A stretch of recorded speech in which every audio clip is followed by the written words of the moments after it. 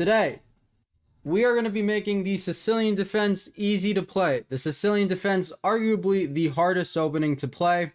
The reason I want to bring it to you guys is, me personally, I hated playing mainline openings like this because they're scary, so much theory. Some background info: I became a candidate master at the age of 14, and when I became titled, I just, and I was playing against grandmasters, I was like, this is no fun. I can't make it out of the opening. I'm just getting crushed. So then chess is no fun when you don't make it out of the opening. I ended up quitting for 8 years. I don't want anyone else to go through that. Now I regret quitting, so I do study my openings, and I want to make it easy for you guys, and I want to show that you can play openings such as the Sicilian and don't need to learn 1,000 lines, luckily. It's more important to learn the ideas than it is the specific moves, so we're going to be talking about the ideas. We're going to be going over the Kan Sicilian. It is kind of systems based, making it much easier to play. Yes, it's still the Sicilian, so there's going to need to be multiple videos on this, but today we're going to be talking about the main line, that is the open Sicilian, right? The open Sicilian plays for d4. There's also the Alpin, there's also the Bind, there's also the closed Sicilian, which can go into the Grand Prix. We'll talk about it, we'll get there. We're going to start with the open Sicilian though. I feel like most people either face the open Sicilian. I know the Alpin is popular online at least, so definitely make a video on that one. But yes, d4. Anytime there is a pawn on d4, you want to take. And now we get into the Kan Sicilian. That is a6. Basically, you're wasting a tempo. You're not committing much. Typically in the Sicilian, you get pawn a6 eventually. So you're kind of passing the ball over to white, seeing what they're going to do. Maybe they'll make it a Maroczy. Again, we're talking about the main line, so we're going to be talking about knight c3. Now, here I've played many lines. I liked this, queen c7 stuff, knight f6. Okay, so basically in the Sicilian, you want to go knight f6.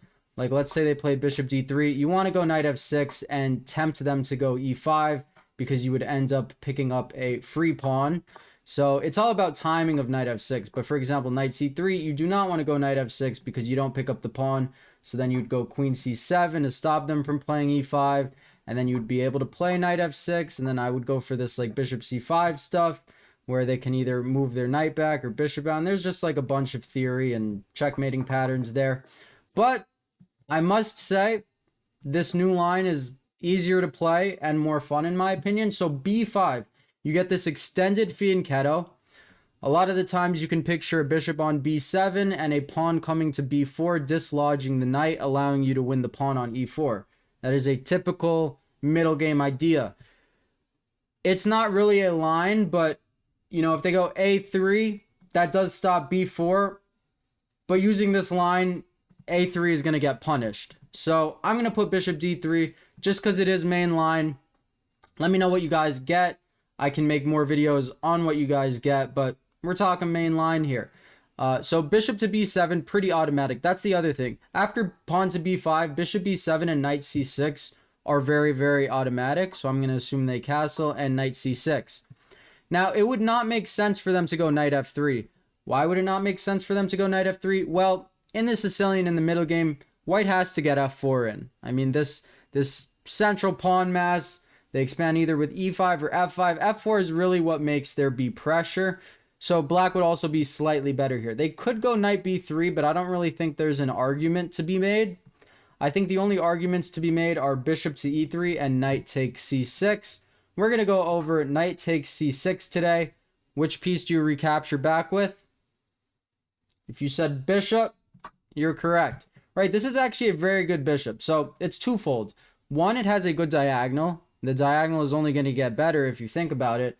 The second reason, though, is it guards this b5 pawn. So down the road in the future, as you'll see, it's going to be easier to come up with queenside pawn storming.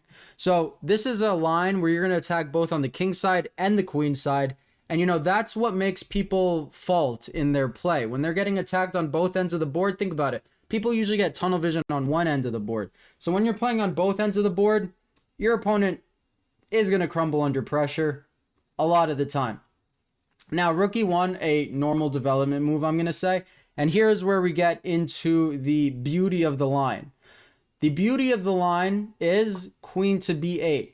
So at face value, you might be like, queen b8? I'm clicking off this video. And I mean, you could, but I could also explain it and maybe you'll like it. So queen b8 is multifaceted. One, it aims at h2. So you can imagine some type of battery on d6. Two, you double support b5 now. So you're going to be able to later expand with a5 and get some queenside counterplay. And three, it just x-rays everything. Is queen b8 is just, it can't be attacked. So the biggest idea is queen c7 is usually played. The problem with queen c7 and the reason it's so much theory is that white has a pretty gross move. Have you guys faced this move before? The move is knight to d5. So this is like why the Kan is not so popular in my head, because of this knight d5 thing. And then I looked at top level games and I saw they play queen b8 and I was like, that makes a lot of sense. Knight d5 no longer comes with a tempo. So it kind of takes the tempo out, or it takes the poison out of knight d5. Right? Like the best move here is retreating the queen and you lose a tempo. Because if you take, they just take back with check. And as you could see, black's in a lot of trouble already. So knight d5, a pesky move, one you need to stay alert for. I know it's very common in the Maroczy bind with knight d5. In the Kan in general, it's common. And see, queen b8 just removes knight d5 being a good move. Because you could just ignore this knight. You could just go bishop d6 and you're like, okay, like what is your knight going to do?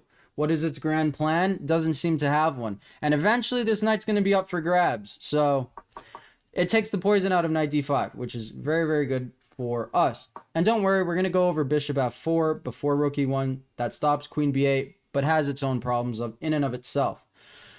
So we get queen to b8. I'm assuming they're going to play a development move. And then bishop d6. So you get this battery. You get this battering ram on the king side. Typically, when they ruin your dark square diagonal, they're going to strengthen your light square diagonal. So it's very, very dynamic.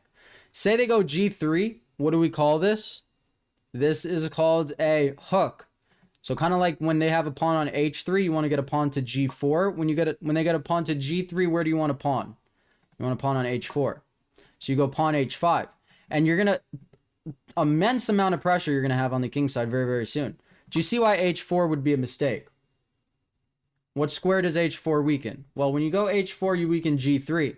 So bishop takes g3. Using that battery sacrifice, typical in some Caro-Kann lines, specifically the Tartakower when black plays knight f6 and get those doubled e-pawns. We'll make a video on the Tartakower. Watch the Caro-Kann sack line. Fun theory. You know, theory made fun. That is my goal, because theory sucks.